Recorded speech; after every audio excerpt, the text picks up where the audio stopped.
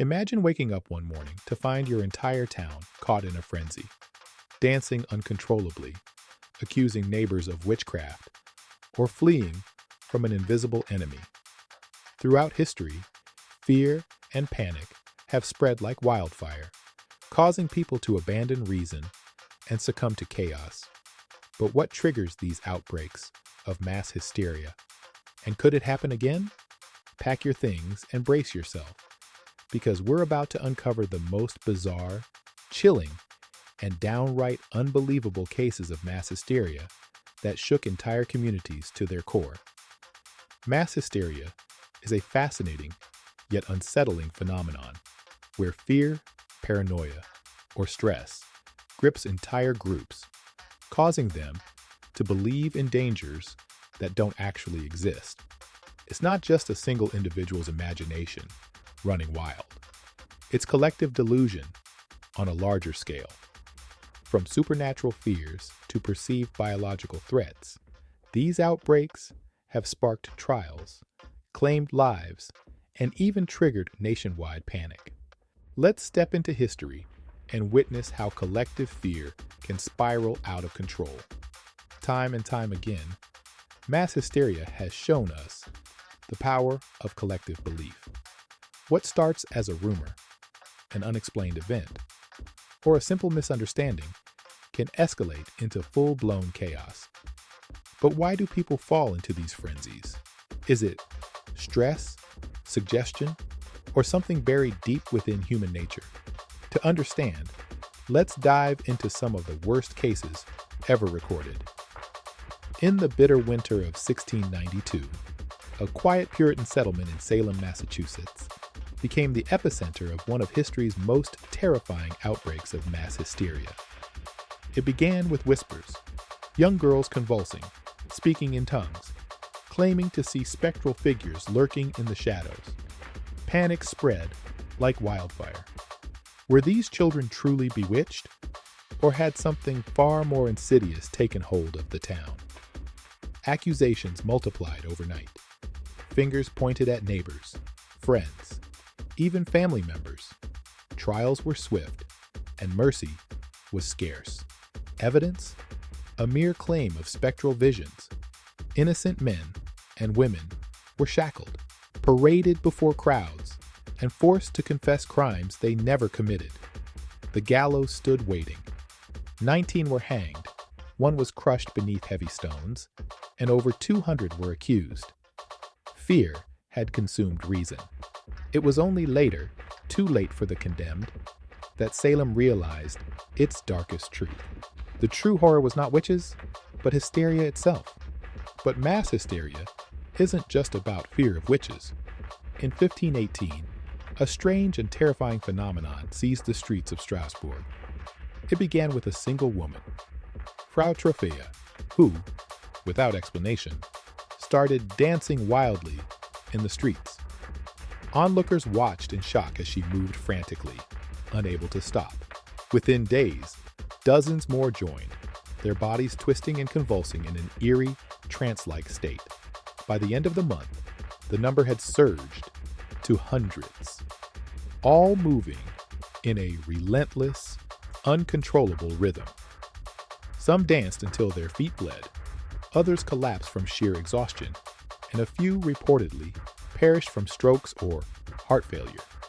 Physicians, baffled by the event, ruled out supernatural causes and instead blamed hot blood. Theories have since emerged. Some suggest ergot poisoning from mold-contaminated rye, causing hallucinations and muscle spasms, while others believe it was an extreme psychological response to stress and hardship. Yet, the true cause remains a mystery, leaving behind a chilling reminder of how the mind can betray the body in moments of mass hysteria. In 1803, London, the quiet streets of Hammersmith became the stage for a chilling tale of fear and tragedy. Rumors of a ghost haunting the foggy alleys spread like wildfire, with locals convinced it was the restless spirit of a self-harm victim, unable to find peace after being denied a proper burial. The eerie legend gripped the community, so much so that residents avoided the area after dark, terrified of encountering the spectral figure lurking in the shadows. This growing hysteria took a deadly turn when Francis Smith, an armed citizen, decided to confront the so-called ghost. On a frigid January evening, he spotted a figure dressed in white and, overcome by fear, fired his weapon.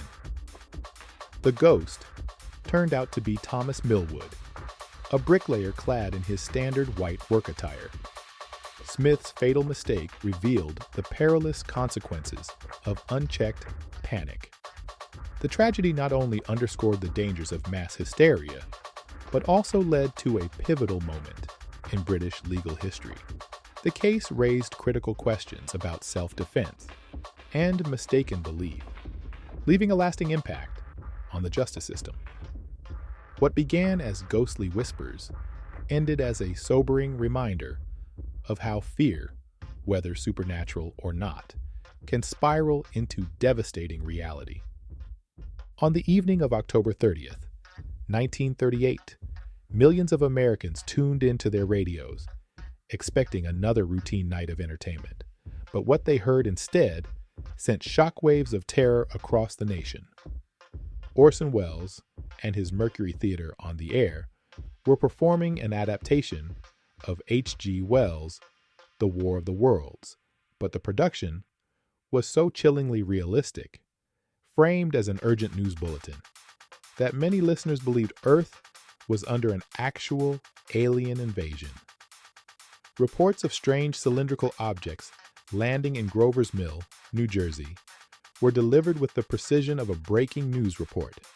The frantic voice of a reporter described Martian war machines emerging from the pods, unleashing heat rays and black smoke upon helpless citizens.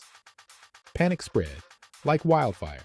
Families abandoned their homes, clogging highways in desperate attempts to flee the impending extraterrestrial doom. Some barricaded themselves in their houses, clutching weapons, while others flooded police stations with frantic calls.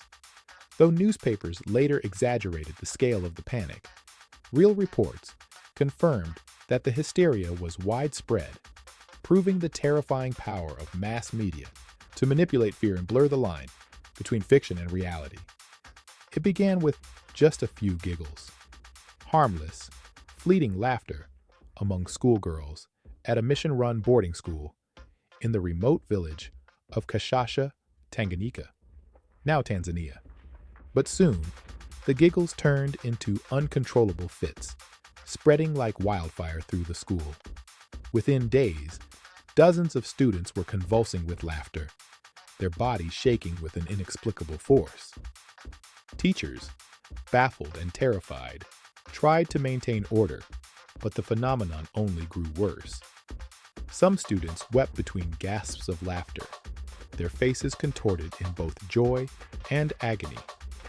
Then, as if carried by an unseen force, the laughter leaped beyond the school's gates, infecting neighboring villages.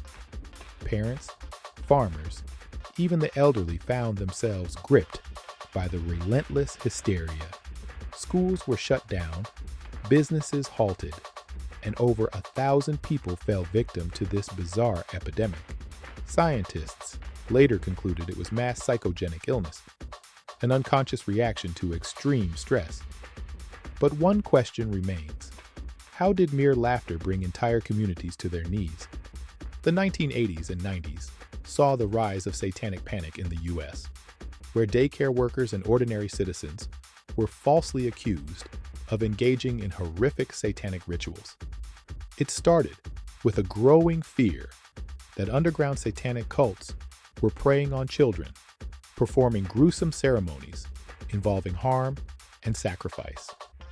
The panic was fueled by exaggerated media reports, tabloid headlines, and sensationalist television specials, which spread terrifying yet unfounded claims to millions. High-profile cases, like the McMartin preschool trial, saw innocent people locked away for crimes that never happened. Children, often coerced by suggestive questioning, gave disturbing testimonies of ritualistic harm, leading to mass arrests. But as investigations deepened, the accusations unraveled. There was no evidence, no losses, and no underground cults. Yet, by the time the hysteria faded, reputations were destroyed, families were torn apart, and innocent lives were ruined. The Satanic Panic remains one of the darkest examples of how fear and paranoia can override logic, turning fiction into an unstoppable force of mass delusion.